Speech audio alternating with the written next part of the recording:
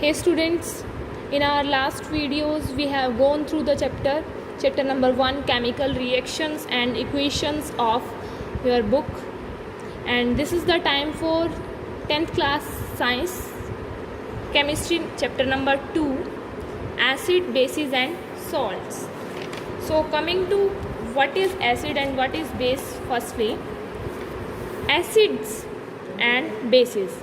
Acids are sour in taste, bases are bitter in taste. Acids जो होते हैं वो खट्टे होते हैं टेस्ट में, बेसिस बीटर होते हैं टेस्ट में. जो हमारा नेक्स्ट पॉइंट रहेगा वो इसलिए आया क्योंकि हम हर एसिड या हर बेस को टेस्ट करके नहीं देख सकते. कुछ एसिड या कुछ बेसिस ऐसे भी होते हैं जो कुछ फ्लेमेबल होते हैं या कुछ हानिकारक होते हैं हमारी हेल्थ के लिए, तो उनको हम टेस्ट करने के बजाय किसी और भी तरीके से जान सकते हैं कि ये एसिड है या बेस है. जो एसिड होते हैं वो हमेशा ब्लू लिटमस पेपर को रेड में चेंज कर देते हैं. अगर हम उनकी एक ड्रॉप, एसिड की एक ड्रॉप एक ब्लू लिटमस पेपर पे डालते हैं तो वो ड्रॉप जहाँ गिरी वहाँ से वो ब्लू लिटमस पेपर वो पूरा रेड हो जाएगा. जो बेसिस होते हैं वो हमेशा रेड लिटमस पेपर को ब्लू लिटमस पेपर में चेंज कर देते हैं. कुछ एग्जांपल्स होते हैं हमारे एसिड के, जैसे कि hydrosulphuric acid H2SO4, hydrochloride acid HCl, लेमनेट. बेसिस के एग्जांपल होते हैं baking soda and sodium hydroxide. जो लिटमस सॉल्यूशन जो होता है एक पर्पल डाई होती है, और जो ये पर्पल डाई होती है ये लाइकेन से निकलती है. लाइकेन जो होता है थैलोफाइटा के एक डिवीज़न का प्लांट है और इसको इंडिकेटर कहा गया है. इंडिकेटर क्या होता है? अब सबसे पहले इंडिकेटर कुछ ऐसे सब्सटेंस ढूंढ लिए गए हैं जो हमें एसिड और बेसिस की पहचान बता देते हैं. एक फिनोफथैलिन है, ये भी एक इंडिकेटर है जो बेसिस के साथ रिएक्ट करती है तो इसका कलर हमेशा पिंक हो जाता है. तो इंडिकेटर हमेशा वही होते हैं. टर्निंग टू पेज नंबर 18, आपके पास क्वेश्चन है. You have been provided with 3 test tube. One of them contains distilled water and other 2 contain an acidic solution and a basic solution. आपको सिर्फ रेड लिटमस पेपर दिया गया है और आपको बताना है कि एसिडिक सॉल्यूशन है या बेसिक सॉल्यूशन है उस टेस्ट ट्यूब में या फिर डिस्टिल्ड वाटर है. आपको 3 टेस्ट ट्यूब दी गई हैं, आप तीनों को उनको मार्क करना है. तो ये देखना है पहले हमारे पास सिर्फ एक लिटमस पेपर है, रेड लिटमस पेपर. तो जब हम उसके ऊपर, हमें पता है रेड लिटमस पेपर को ब्लू कौन चेंज करता है? बेस. तो सबसे पहले अगर हम उसके ऊपर डालते हैं, मान लीजिए हमने बेस ही डाला, या फिर मान लीजिए हमारा पहला प्रोसेस जब हम करते हैं तो हमारा पहले ही वो रेड लिटमस पेपर ब्लू में चेंज हो जाता है. दैट मीन्स वो एक बेसिक सॉल्यूशन है. इफ़ रेड लिटमस पेपर के हम सेकंड वाला सॉल्यूशन उसके ऊपर डालते हैं और वो litmus paper as it is रह जाता है, उसमें कोई भी चेंज नहीं आता, नो चेंज, दैट मीन्स वो एसिडिक है. और अगर हम उसके ऊपर डिस्टिल्ड वाटर डाल लेते हैं और उस डिस्टिल्ड वाटर के डालने के बाद जो लिटमस पेपर है हमारा वो पर्पल कलर का हो जाता है. इफ़ वो पर्पल कलर का हो जाता है दैट मीन्स उस टेस्ट ट्यूब के अंदर डिस्टिल्ड वाटर है. हम यहाँ लिख लेंगे डिस्टिल्ड वाटर कब हुआ? अगर रेड लिटमस पेपर पर्पल में चेंज हुआ. एसिड कब हुआ? If red litmus paper same red ही रहा, नो चेंज. बेस कब हुआ? If red litmus paper change हो जाता है ब्लू लिटमस पेपर में. तो ये हमारा क्वेश्चन नंबर 1 का सॉल्यूशन. अब हम यहाँ से ये भी पढ़ लेंगे कि जो ब्लू लिटमस पेपर है वो रीजेंट होता है to test for basic pH. In acidic pH it turns red. ये हम पढ़ चुके हैं कि एसिडिक जब भी सॉल्यूशन होगा, एसिडिक पीएच होगा तो ये हमेशा रेड में चेंज हो जाएगा. रेड लिटमस पेपर क्या होता है? जब इस पर बेसिक पीएच वाला कोई सॉल्यूशन डाला जाता है तो ये ब्लू में टर्न हो जाता है. नेक्स्ट क्वेश्चन है हमारा, जो हमारी एक एक्टिविटी है, एक्टिविटी नंबर 2.1. हमें कुछ सैम्पल्स कलेक्ट करने के लिए बोला गया है साइंस लैब से. उसमें HCl है, H2SO4, HNO3, CH3, COOH, NaOH, CaOH2, KOH, NH4OH, MgOH2. तो जो ये सब हमें सैम्पल्स कलेक्ट करने के लिए बोला गया है, हम इनमें देख सकते हैं कुछ बिल्कुल स्ट्रॉन्ग एसिड हैं, HCl है, जैसे H2SO4 है, नाइट्रिक एसिड है, ये सब स्ट्रॉन्ग एसिड हैं। अब स्ट्रॉन्ग एसिड और कुछ स्ट्रॉन्ग बेसिस ऐसे हैं, तो हम इनमें से हमें इनके लिए क्या बोला गया है, इनको वॉच ग्लास पे डालना है और उनके ऊपर कुछ इंडिकेटर डालने हैं। वो इंडिकेटर क्या है, रेड लिटमस पेपर पे डालना है, ब्लू लिटमस पेपर फिनोफ्थैलिन के साथ मिक्स या फिर मिथाइल ऑरेंज के साथ मिक्स करना है। अब जब सबसे पहले अगर उसके ऊपर स्ट्रॉन्ग एसिडिक सॉल्यूशन में रेड लिटमस पेपर पे डाला जाता है तो रेड लिटमस पेपर को तो वो कोई अफेक्ट नहीं करेगा। ब्लू लिटमस पेपर पे डाला जाएगा तो वो ब्लू को रेड कर देगा। दैट मीन्स जो ये 3 है, फर्स्ट 3 स्ट्रॉन्गर एसिडिक सॉल्यूशन, ये ब्लू को रेड कर देंगे। फिनोफ्थैलिन हमेशा, जो फिनोफ्थैलिन एक रीजेंट होता है और ये क्या होता है, हमेशा पिंक हो जाता है इसका कलर। अगर बेसिक पीएच में मिला दिया जाए तो इसका कलर जो है पिंक हो जाता है। मिथाइल ऑरेंज क्या है, एक डाई होती है। अगर 3.1 से नीचे किसी सॉल्यूशन का पीएच है तो ये रेड रहेगा और किसी सॉल्यूशन का पीएच अगर 4.4 से ऊपर है तो ये येलो हो जाएगा। तो हम ले रहे हैं, पहले एसिड की बात कर रहे हैं, दैट मीन्स उनका जो पीएच है वो 3.3 से नीचे रहेगा। तो मिथाइल ऑरेंज में क्या होगा, मिथाइल ऑरेंज उसका कलर रहेगा रेड, जो रेड डाई सॉल्यूशन हमारे पास एक आ जाएगा। फिनोफ्थैलिन के साथ एसिडिक तो नहीं करेंगे रिएक्ट, सिर्फ बेसिक ही रिएक्ट करेंगे। तो जो सॉल्यूशन हमारे पास बचते हैं वो बेसिक सॉल्यूशंस हैं। कुछ बेसिक सॉल्यूशंस जो हमें दिए गए हैं वो हैं magnesium hydroxide, potassium hydroxide, calcium hydroxide, acetic acid, sodium hydroxide, ये सब बेसिक सॉल्यूशंस हैं, बेसिक सॉल्यूशंस। तो ये क्या करेंगे बेसिक सॉल्यूशन, सबसे पहले तो रेड लिटमस पेपर के साथ रिएक्ट करेंगे, रेड लिटमस पेपर को ब्लू कर देंगे। ये ब्लू लिटमस पेपर के साथ रिएक्ट नहीं करेंगे, एज इट इज़ रहेगा blue litmus paper. Second one, ये फिनोफ्थैलिन के साथ रिएक्ट करेंगे और फिनोफ्थैलिन को पिंक कलर की डाई में चेंज कर देंगे।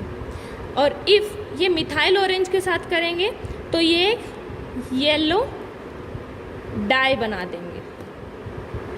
ये सारे हमारे इसके एग्जाम्पल थे कि ये जो इंडिकेटर है वो हमें बता देते हैं कि कौन सा सॉल्यूशन एसिडिक है, कौन सा सॉल्यूशन बेसिक है।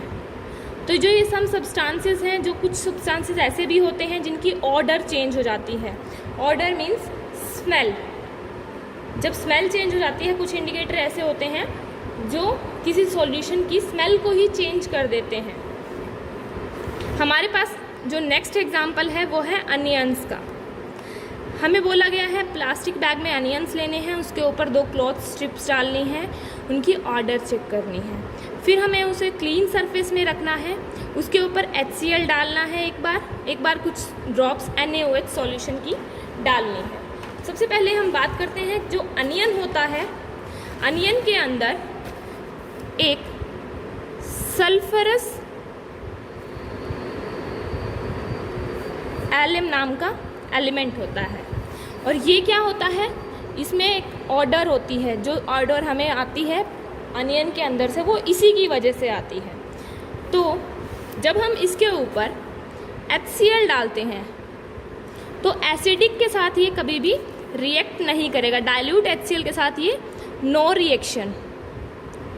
तो जो हमें ऑर्डर आ रही थी उसकी अनियन की, तो जब वो रिएक्ट ही नहीं कर रहा तो वो ऑर्डर एज इट इज़ रहेगी, सेम, नो चेंज, ऑर्डर में कोई भी चेंज नहीं आएगा। पर जब हम उसके ऊपर NaOH सोडियम हाइड्रोक्साइड सॉल्यूशन डालते हैं, कुछ ड्रॉप्स डालते हैं सोडियम हाइड्रोक्साइड की, तो थोड़ी देर बाद क्या होता है, जो ऑर्डर होती है बेसिक सॉल्यूशन उसको रिमूव कर देता है। तो जब हम फील करके देखेंगे उस ऑर्डर को तो वहाँ से वो ऑर्डर नहीं आ रही होगी, वो स्मेल हमें नहीं आ रही होगी। तो HCl में हमें स्मेल आती रहती है, उसमें कोई चेंज नहीं होता, दैट मीन्स वो एक एसिडिक सॉल्यूशन है। अगर वो चेंज कर रहा है, उस स्मेल को रिमूव कर रहा है, उस ऑर्डर को रिमूव कर रहा है, दैट मीन्स जो सॉल्यूशन हमें दिया गया है that is a basic solution, वो एक बेसिक सॉल्यूशन है। ऐसे ही हमें 2.3 एक्टिविटी दी है। हमें इसमें डाइल्यूट सल्फ्यूरिक एसिड लेना है एक टेस्ट ट्यूब में, और उस पर कुछ जिंक ग्रैन्यूल्स डालने हैं। जब हम उसके अंदर डालते हैं जिंक ग्रैन्यूल्स तो हमें सरफेस दिखता है।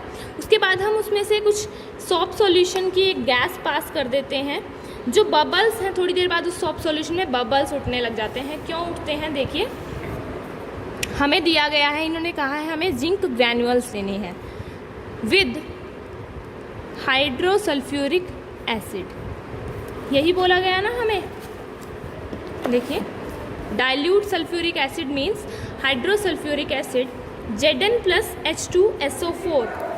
Zn plus H2SO4 means ZnSO4 plus H2.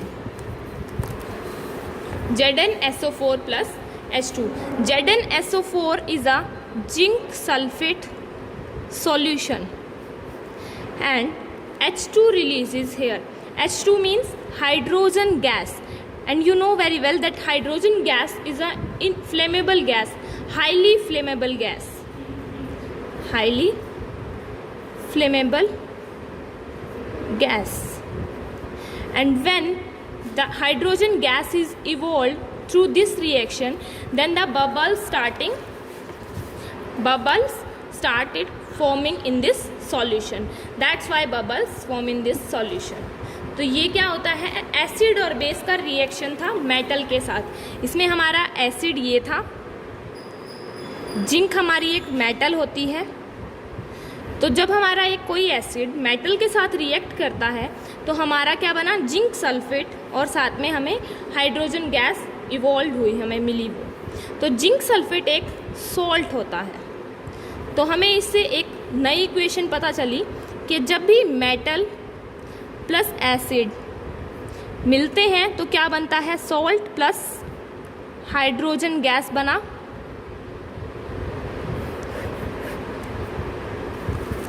Turning to page number 20, यही इक्वेशन हमने अभी फाइंड आउट की है। एसिड प्लस मेटल क्या बना, सॉल्ट प्लस हाइड्रोजन गैस। हम इसका एक और एग्जाम्पल ले सकते हैं, 2NaOH प्लस Zn। NaOH क्या है, ये एक बेसिक सॉल्यूशन है। अभी हमने सिर्फ एसिडिक सॉल्यूशन के साथ करके देखा है। अगर हम इसी को बेसिक सॉल्यूशन के साथ करके देखते हैं तो क्या होगा, देखो 2NaOH प्लस Zn, तो ये क्या बनेगा, सोडियम जिंकेट Na2ZnO2, और साथ में हमें पता है क्या बनेगी, हाइड्रोजन गैस। अगर हम बेसिक सॉल्यूशन के साथ या एसिडिक सॉल्यूशन के साथ किसी मेटल को मिक्स कर देंगे तो हमारे पास हाइड्रोजन गैस तो निकलेगी, साथ में एक कोई भी सॉल्ट बन जाता है। तो ये सॉल्ट बना और ये साथ में हाइड्रोजन गैस। अब हमें हमारा जो नेक्स्ट टॉपिक है वो है how to metal carbonates and metal hydrogen carbonates reacts with acid. जो metal carbonates and metal hydrogen carbonate हैं वो एसिड के साथ रिएक्ट कैसे करते हैं। हमें दो टेस्ट ट्यूब दी गई हैं और हमें फर्स्ट वाली टेस्ट ट्यूब में क्या मिलाना है, सोडियम कार्बोनेट Na2CO3। सेकेंड वाली टेस्ट ट्यूब में हमें मिलाना है sodium hydrogen carbonate. Sodium carbonate के साथ जब हम 2HCl मिलाते हैं तो हमें क्या मिलता है, NaCl plus water plus carbon dioxide. दूसरी टेस्ट ट्यूब में भी जब हम HCl मिलाते हैं तो हमें सोडियम क्लोराइड, वाटर और कार्बन डाइऑक्साइड मिलता है। तो जब हमें जो कार्बन डाइऑक्साइड मिलती है उसमें से हम एक लाइम वाटर गैस जो होती है उसको हम इवॉल्व करते हैं CaOH2 एक्वस में।